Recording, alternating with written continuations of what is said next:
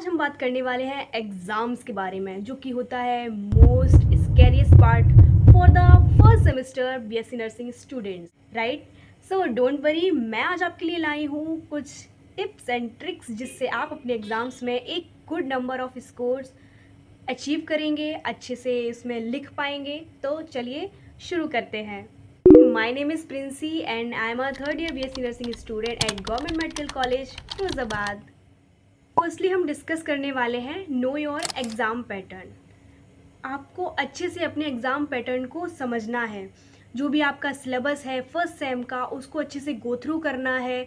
और आपको अगर सिलेबस चाहिए तो आपकी जो भी बुक्स होंगी उसके फ्रंट पेज पर दिया गया होगा सिलेबस, नहीं तो आप आईएनसी की वेबसाइट पर जाकर वहाँ पे आप पूरी पीडीएफ डाउनलोड कर सकते हैं। एंड आपको चेक करना है previous year paper. Previous year paper check करना क्यों ज़रूरी है? इससे हमें पहली बात एग्ज़ाम का पैटर्न पता चलता है, किस एरिया से किस टॉपिक से हमसे ज़्यादा क्वेश्चंस पूछे जाएंगे, हमें ये पता चलेगा, ठीक है। फिर इसमें आता है अंडरस्टैंड द मार्क डिस्ट्रीब्यूशन। जैसे आपका क्वेश्चंस आते हैं long answer, short answer, MCQs, कितने कितने नंबर के लॉन्ग आंसर आ रहे हैं, 10 नंबर का आ रहा है शॉर्ट आंसर, 5 नंबर के आ रहे हैं एमसीक्यूज़, एक एक मार्क्स का आ रहा है। तो इन सबको अच्छे से आपको समझ लेना है। प्रीवियस ईयर पेपर आप डाउनलोड कर सकते हैं, नहीं तो यूट्यूब पे भी काफ़ी चैनल्स ने डाल रखे हैं, तो आप वहाँ से स्क्रीनशॉट ले सकते हैं, आप वहाँ से प्रिपेयर कर सकते हैं। अब बात करेंगे focus on your important subjects. आपके फर्स्ट सेम में सब्जेक्ट्स जो आने वाले हैं अनेटमी, फिजियोलॉजी और आएगा नर्सिंग फाउंडेशन और साइकोलॉजी एंड सोशियोलॉजी। देखिए, आपका जो इंटरनल एग्ज़ाम होगा वो नर्सिंग फाउंडेशन का होगा, तो बेसिकली आपको सभी पर मतलब फोकस सब पे करना है, लेकिन अनेटमी, फिजियो और सोशियो साइको पर आपको ज़्यादा फोकस करना है क्योंकि आपको अभी एग्ज़ाम इन्हीं का लिखना होगा। आपकी इस पूरी नर्सिंग की जर्नी में आपके टीचर्स और आपके सीनियर्स बहुत हेल्प करने वाले हैं। आप उनसे पूछिए मतलब कैसे आप प्रिपरेशन करें, या फिर आप उनसे अपने इम्पॉर्टेंट क्वेश्चन मार्क करवा सकते हैं अपने बुक में। सीनियर्स बुक्स भी प्रोवाइड कर देते हैं, तो आप उनसे काफ़ी अच्छे अपने रिलेशंस बना के रखिए। अब हम बात करेंगे शॉर्ट नोट्स कैसे बनाएं। देखिए, शॉर्ट नोट्स हमारे लास्ट टाइम रिवीजन में बहुत काम आएंगे, और आपके जो भी शॉर्ट नोट्स होंगे बहुत ही टू द पॉइंट बने होने चाहिए। आप उसमें डायग्राम्स, फ्लो चार्ट्स का यूज़ कर सकते हैं। इसमें आपको बहुत बड़े बड़े पैराग्राफ्स नहीं लिखने हैं। आपको क्या करना है, बस छोटे छोटे पॉइंट्स लिखिए, डायग्राम्स बनाइए। ये शॉर्ट नोट्स हम मेनली क्यों बनाते हैं? क्योंकि हमें लास्ट टाइम रिवीजन में मतलब ज़्यादा सब कुछ ना पढ़ना पड़े, इसीलिए हम शॉर्ट नोट्स बनाते हैं। तो आप ट्राई करिए बहुत ही शॉर्ट में इसको लिखने की, एक से एक पेज में ही पूरा एक पेज आप मतलब शॉर्ट नोट्स बना लीजिए। उसी में आपको एक चैप्टर है, उसी में आपको सब कुछ कवर करना है, तो आपका ये बहुत हेल्प करेगा। अब हम बात करेंगे रिवीजन के बारे में। रिवीजन आपको डेली बेसिस पर करना है, वीकली करना है, संडे टू संडे रिवीजन करना है। आप अभी से रिवीजन करते चलेंगे तो आपके लिए बाद के लिए बिल्कुल भंडार नहीं रहेगा पढ़ने के लिए। ये आपको बहुत हेल्प करेगा। और हमारे क्लासेस में वीकली टेस्ट भी होते हैं, तो आप बहुत अच्छे से इसके लिए प्रिपेयर करते रहिए, तो इससे आपका अच्छे से रिवीजन भी होता रहेगा। ओके। अब हम बात करेंगे कि लास्ट मंथ पर आपकी क्या स्ट्रेटजी रहनी चाहिए।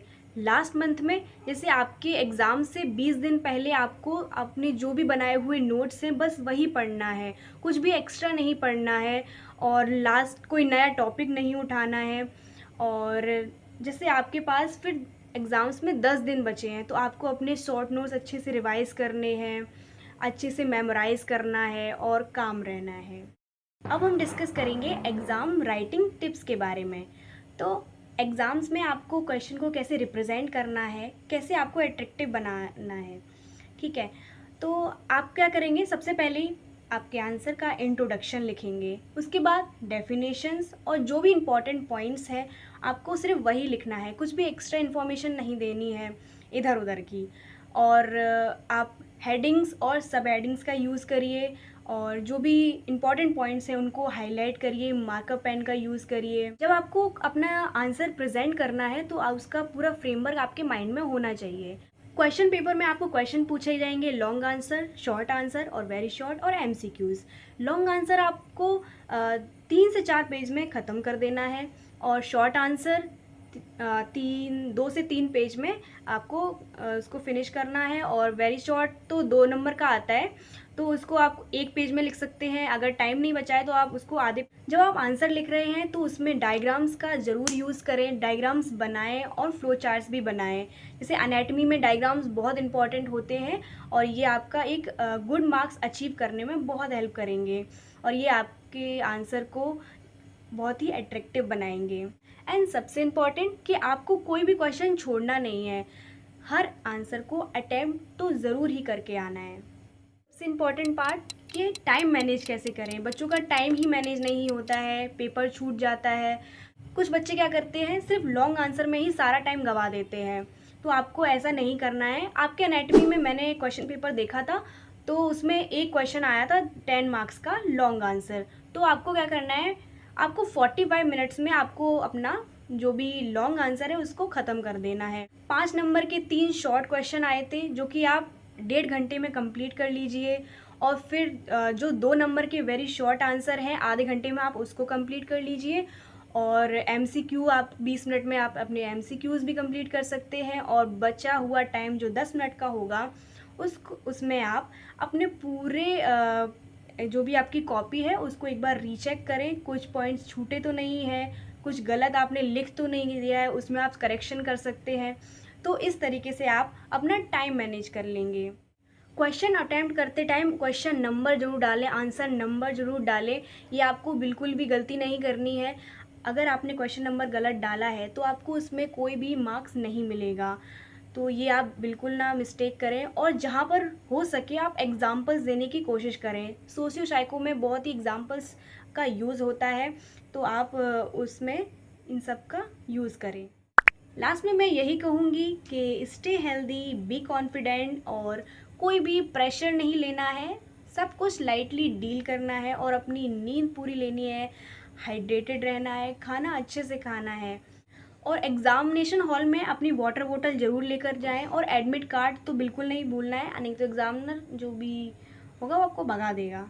ठीक है, अगर आप मेरी इन टिप्स एंड ट्रिक्स को फॉलो करेंगे तो आप अपने एग्ज़ाम्स में एक गुड मार्क्स ज़रूर अचीव करेंगे। So bye bye, take care all, like and subscribe my channel. अगर आपको मेरी वीडियो अच्छी लगती है तो आप मुझे कमेंट सेक्शन में बता सकते हैं। सो बाय बाय।